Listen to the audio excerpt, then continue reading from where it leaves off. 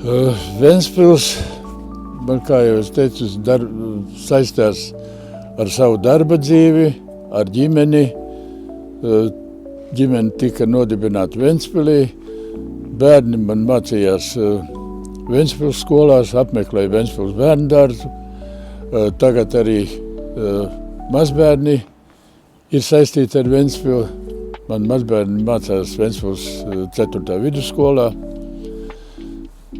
Es, cik iespējams, esmu centies apmeklēt skolas un stāstīt par to, ko mēs izdarījām 90. gadā. Jo es uzskatu, ka 90. gadā izdarītais ir jābūt ļoti atbildīgam arī Ventspils visiem iedzīvotājiem. Es vairāk reizes esmu centies iedibināt Ventspils pilsētā kādu ielu vai laukumu, kas tik saistīts ar neatkarību.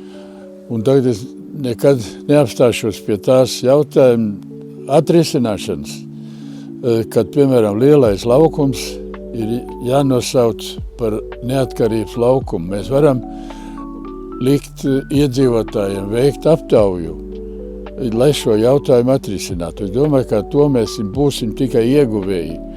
Mums katram būs kaut kāds lepnums par to, kādā valstī mēs dzīvojam.